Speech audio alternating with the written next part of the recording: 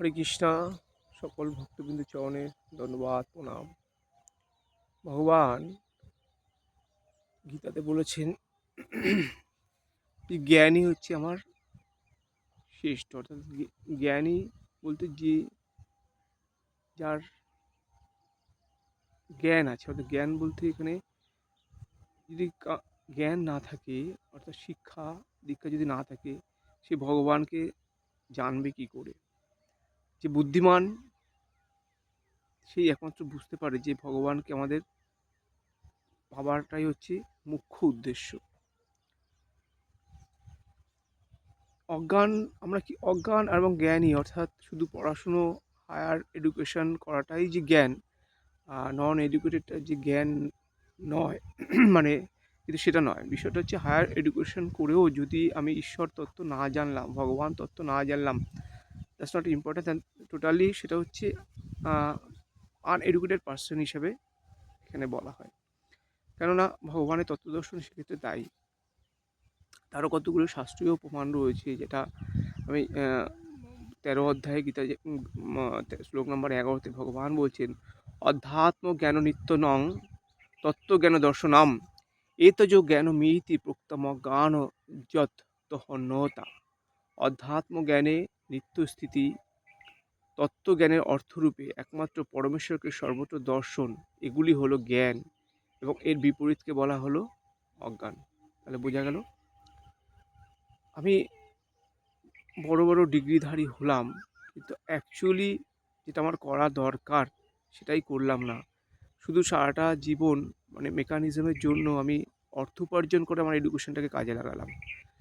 অর্থ তো বিভিন্নভাবেই উপার্জন করা যায়, অসাধুভাবেও তো অর্থনৈতিক উপার্জন করা যায়, কিন্তু কোনটা ধর্মের পথে আমি অর্থ উপার্জন করব, কোনটা সমাজের কল্যাণ হবে, কোন অর্থ উপার্জন করা সমাজের কল্যাণ হবে, তা আমাকে সেটা ভাবতে হবে। কিছুদিন আগে আমার বন্ধুর বাড়িতে গিয়ে আমি একটা ছোট্ট ঘটনা বলি। তো বিষয়টা শুনে আমার সত্যি মানে অবাক হয়ে গিয়েছিলাম। বন্ধুটা বলছে একদম ওদের রোডের কাছে, মেইন রোড থেকে স্টেশন থেকে 2 মিনিটের রাস্তা, তারপরে একটা মেইন রোড, তার পাশে ওদের বাড়িটা। কি হয়েছে ওর, মানে ও বন্ধু এবং তার ওয়াইফ ঘরে রয়েছে, আর ছেলেটা দরজার কাছে খেলা করছিল। এবার দুটো বাইকে করে দুটো ছেলে এলো, দুজন একটু ঠিক সন্ধে হবে হবে সেই মুহূর্তটা। ঘটনাটা আপনারাও শুনুন, সবাই সাবধানও হয়ে যাবেন, কিছুটা অ্যালার্ট, সচেতনতা। এই মেসেজটা যদি যারা শুনবেন, কিছুটা সচেতনতা তৈরি হবে যে কীভাবে মানুষ আজকে অর্থ উপার্জন অসাধু উপায়ে ছুটে বেড়াচ্ছে অর্থের জন্য। তাতে কারুর ক্ষতি হয়, কি ক্ষতি হলো, কি চলে গেল, তাতে কিচ্ছু যায় আসে না। এক শ্রেণী মানুষ এর পিছনে ছুটে বেড়াচ্ছে। তো এই জন্যই আমাদের এই এডুকেশনটা দরকার। এডুকেশন মিন্স আধ্যাত্মিকতা যদি না হয় জীবনে পরিপূর্ণতা আসবে না। এই আধ্যাত্মিকতার শিক্ষাটা আজকে নেই বলে আজকে আমরা নিজের স্বার্থের জন্য, নিজের অর্থ লোভের জন্য, নিজের আত্মস্বাদের জন্য আমরা মানুষকে সংহার করতে দুমুহূর্ত ভাবি না। তো যেটা বলছিলাম, বন্ধুটা, ছেলেটা, বা বাবুটা, ও দরজার কাছে খেলাধুলো করছে। হঠাৎ দুটো ছেলে বাইকে করে এসে ঠিক সন্ধ্যের মুহূর্তেটায়, দুজনেই পুরো পরা ছিল কালো ড্রেস। এমন আস্তে আস্তে করে কথা বলছি, ছেলেটাকে বাবুটাকে কাছে ডাকছে, জোরে, অনায়াসে জোরে কথা বলতে পারে। বলছে, এখানে কুকুরের বাচ্চা কোথায়, এখানে কুকুরের বাচ্চা কোথায় পাওয়া যাবে। সন্ধেবেলা, ভাবুন সাবজেক্টটা কি, কোনো এবং সেটা জোরেও বলছে না। বাইক থেকে যদি দাঁড়িয়ে বলি, বাবু এখানে কুকুরের বাচ্চা কোথায় পাওয়া যাবে, অনায়াসে ও দূর থেকে দরজা থেকে শুনতে পাওয়া যায়। এমন জাস্ট লিপসিংটা খুব কুইক, ওর কাছে যাবে, বাচ্চাটা ওর কাছে যাবে, এবং যেহেতু ছোটো বাচ্চা, তো যে কোনো ক্লোরোফর্ম দিয়ে বা যাই হোক কিছু দিয়ে ও হয়তো ওকে অজ্ঞান করে কুইক ওকে বাইকের মাঝখানে বসিয়ে নিয়ে, যে হয়তো জ্বর হয়েছে বা শরীর খারাপ বলেছে, ঠিক এই এক্সকিউজে ওরা ওখান থেকে বাচ্চাটাকে নিয়ে চলে যাবে। চিন্তাভাবনাগুলো দেখুন, ঠিক এই ও ও ও কুকুর কুকুর এইভাবে বলছে। এবার বাচ্চাটা সাবজেক্টটা কত ইন্টারেস্টিং, একটা বাচ্চার কাছে খুব ইন্টারেস্টিং মনে হবে। সে কুকুরের বাচ্চা শুনে সে অনায়াসে ও কাছে যাওয়ার চেষ্টা করবে। মানে ও কাছে যাচ্ছে আর হঠাৎ ওর বাবা ঘরের ভিতর থেকে বলছে, "এ বাবু কী হয়েছে রে? কে রে?" সঙ্গে সঙ্গে কী করলো, ও যেই বাইরে এসছে, "বাবু কি কার সঙ্গে কথা বলছিস?" বলে দুটো ছেলে দুটো যারা বাইক এরকম ওইভাবে বলছিল, আহ, খুব স্পিডে ওখান থেকে বাইক নিয়ে বেরিয়ে গেল। তো ভাবুন তাদের উদ্দেশ্যটা কী। যদি ওদের সত্যি উদ্দেশ্য থাকতো কুকুরের বাচ্চাটা নেওয়ার, তাহলে কেউ ওইভাবে তো স্পিডে বেরিয়ে যেত না। তার গার্জিয়ানকে বলতো, "হ্যাঁ দাদা, এখানে কোথায় কুকুরের বাচ্চা পাওয়া যায় বা কী কিছু।" ও মানে ছেলেটা একটু ম্যাচুয়েট। ও শোনার পর থেকে ওর বাবা মা দুজনেই যে কী হয়ে যেত ওই সন্ধ্যেটা এক মুহূর্তের জন্য। এবং টাইমিংটা ভাবুন কি মারাত্মকভাবে ওরা টাইমিংটা নির্ধারণ করেছে। ঠিক সন্ধ্যের মুহূর্তে ব্ল্যাক ড্রেস দুজনেই। আমার বন্ধুটা বলল যে, "দেখ ওরা দুজন বেরিয়ে যাচ্ছিল, আমি শুধু কালো ড্রেস দেখলাম কিন্তু এক মুহূর্তেই দাঁড়ালো না। যদি ওদের ওদের অতটাই দরকার থাকে ওরা খুব হ্যাট করে স্পিডে নিয়ে বেরিয়ে গেল কেন বাইকটা নিয়ে?" তো এগুলো থেকে আমরা কী জানতে পারছি যে এক শ্রেণীর মানুষ, মানে আমরা হুঁশ বলতে যা বুঝি বা যা বোঝানো হয় তার লেশমাত্র নেই তাদের মধ্যে। মানবিকতাগুলো আজকে হারিয়ে গেছে। কেন জানেন? এই সত্যি আজকে আমরা ধর্মের পথে চলি না বলেই এই। যেমন ঠিক পাণ্ডব বংশ এবং কৌরব বংশগুলো মানে কৌরব বংশ শেষ হয়ে গিয়েছিল এই মানবিকতার জন্যই। ধৃতরাষ্ট্রকে অনেকেই বোঝানোর চেষ্টা করেছিল। বিদুর চেষ্টা করেছিলেন, শ্রীকৃষ্ণ লাস্ট অব্দি চেষ্টা করলেন। সে কী করল? তার মানে কুসন্তান দ্রোণাচার্য এদের ইত্যাদি তাদের কথা শুনে পাণ্ডবদের সব কিছু কেড়ে নিয়ে তাদের সঙ্গে যুদ্ধ ঘোষণা করলো। তো এই যে এইটা কী হচ্ছে, এটা আমরা কোনটা ধর্ম, কোনটা অধর্ম, কোনটা আমাদের নিয়ে চলা উচিত পার্থিব জীবনে, আজ আমরা এগুলোকে বিসর্জন দিতে চলেছি। আমরা প্রত্যেকেই শুধু একটা মেকানিজম মধ্যে দিয়ে অর্থ উপার্জন করতে হবে, তার পিছনে ছুটে বেড়াচ্ছি। আমাদের কিন্তু একটা খুব সিম্পল ব্যাপার যদি আমরা ভাবার চেষ্টা করি, আমাদের এই মানে মেকানিজমের জন্য শুধু অর্থ চাই, মোর মানি, মোর মানি, মোর মানি। কী হবে আল্টিমেটলি? আল্টিমেটলি কী? দিনের শেষে কতটুকু খায়? সেই সকালে একটু কোনোরকম একটু মুড়ি দিয়ে বা একটু একটা দুটো রুটি খেয়ে বেরিয়ে যায়। দুপুরে নামমাত্র খাওয়া, রাতে সেই তো দুটো রুটি একটু সবজি। তো এইটুকুর জন্য আমরা কী হারে লড়াই করেছি আমাদের, মানে 5 থেকে 10, 10 থেকে 20, 20 থেকে 40,000, মানে যত হচ্ছে 1 লাখ স্যালারি, মানে বাড়ছে। কেন? কিন্তু আমাদের খাদ্য তালিকা, খাদ্যের যে পরিমাণটা দিনের পর দিন কমছে কিন্তু আমাদের। সুতরাং আমাদের এই আসক্তিটা কোথায়? ম্যাটেরিয়ালিস্টিক আমাদের পরপর ঘরে এইটা কিনতে হবে, এইটা বাড়াতে হবে, এইটা বাড়াতে, এইগুলো কে যাবে এগুলোর সঙ্গে নিয়ে? কোথায় যাবো আমরা? শ্মশানে পৌঁছাতে পারবো? যখন মৃত্যু হবে তখন তো কী যাবে সঙ্গে? দুটো ফুল, তাও তো লোকের দেওয়া। ঘর থেকে হয়তো দুটো ধূপকাঠি, ওই ধুতিটা কিনে এইটা খাটটা হয়তো বাড়ি থেকে বাড়ির লোকেরা বা কেউ না কেউ কিনে এইটুকু যাবে সংসারে। তাও আবার ঠিক যখন মাইক্রো ওভেন, মানে মাইক্রো ওভেন মিনস দ্যাট ওটা যেখানে চুল্লিতে, মানে আমার কাছে ওটা মাইক্রো ওভেনের মতো মনে হলো যে ঠিক ওরকম একই প্রসেস, সেম প্রসেস যেভাবে মাইক্রো ওভেনে দেওয়া হচ্ছে ওটাও ঠিক বেরিয়ে এলো, মানুষটাকে ঢুকিয়ে দেওয়া হলো, শেষ। আধ ঘন্টা 40 মিনিট পুরোটাই শেষ। তাহলে আমরা কখনো ভেবেছি এগুলো? এগুলো ভাবিনি আমরা। অথচ আমরা এই লোভের জন্য কী করছি? সত্যকে মিথ্যা, মিথ্যাকে সত্যি, যা তা ভুলে মানুষকে ঠকাচ্ছি আমরা।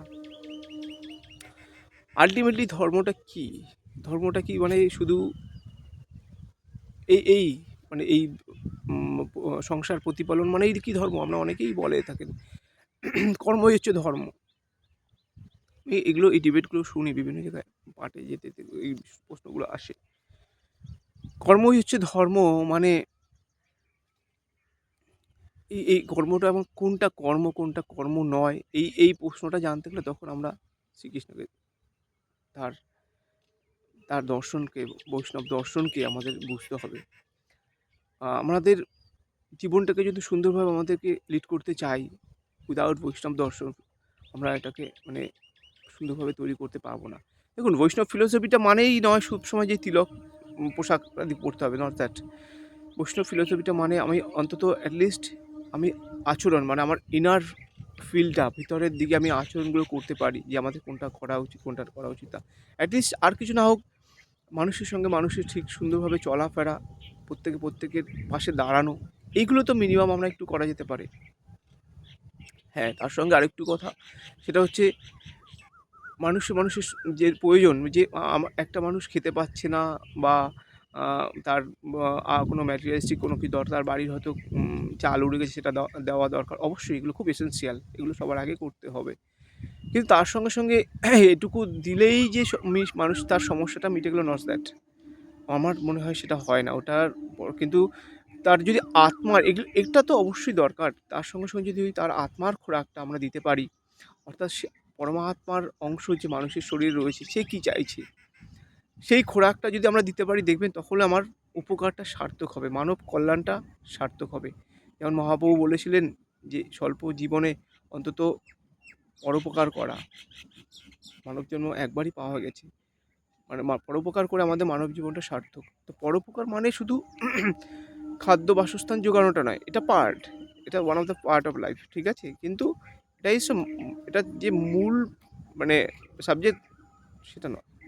আমাদের এই আধ্যাত্মিকতাভাবে মানুষকে যদি আমরা না বোঝাতে পারি, মানুষকে আমরা না সেভাবে চলতে পারি, আমার একটাই অনুরোধ, যারা এইগুলো শুনছেন, অন্তত আমার মনে হয় একজন দুজন হলেও তো কেউ না কেউ শুনছেন।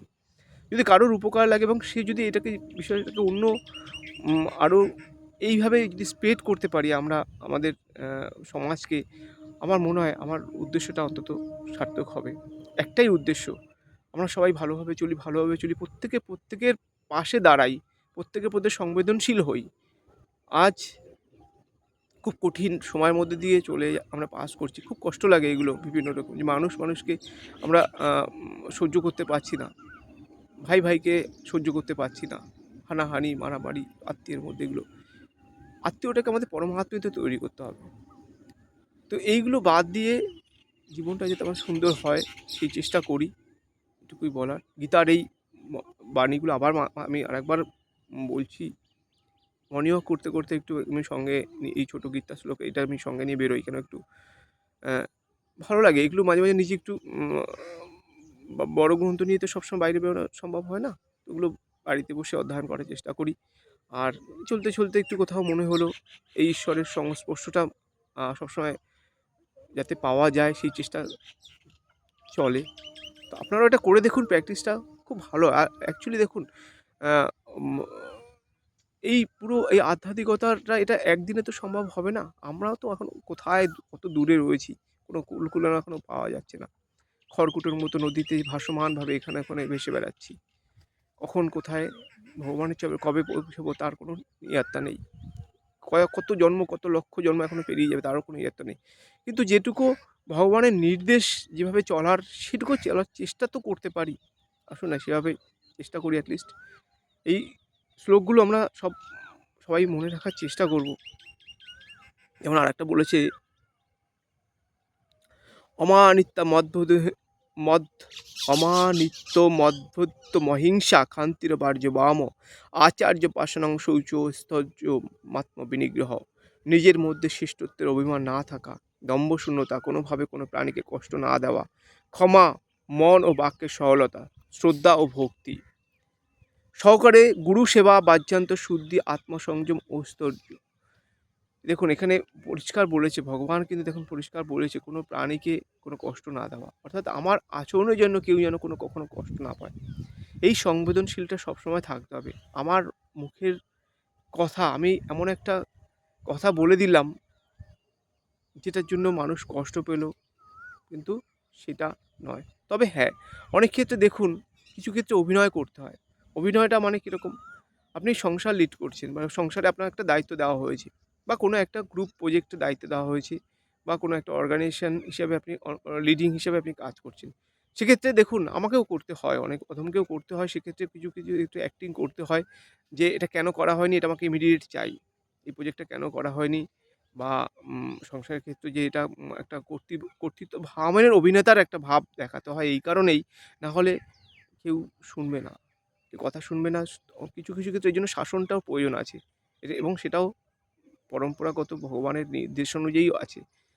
কিছু ক্ষেত্রে ঘুড়ির যে সুতোর লাঠাইটা, ওটাকে ধরে রাখতে হয়, নাহলে কাটা হয়ে যাবে, অর্থাৎ ছিঁড়ে চলে যাবে।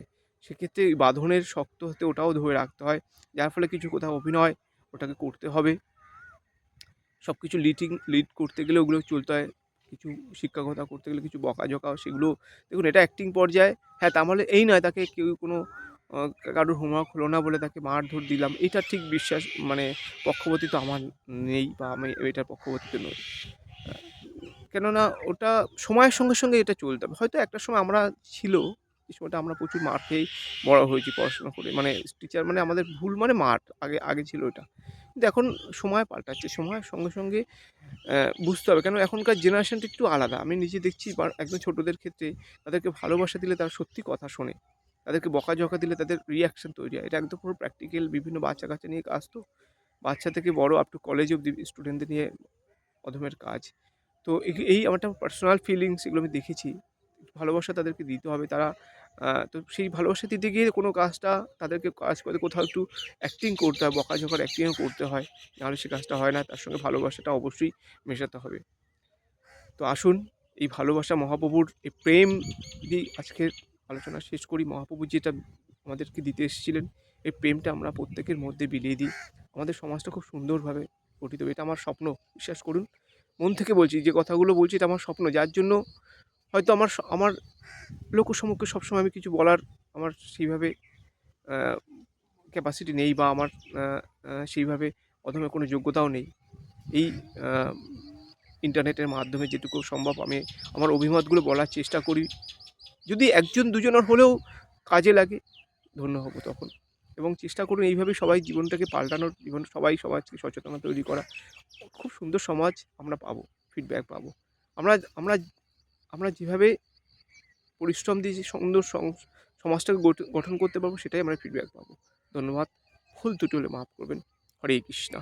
সবাই ভালো থাকবেন।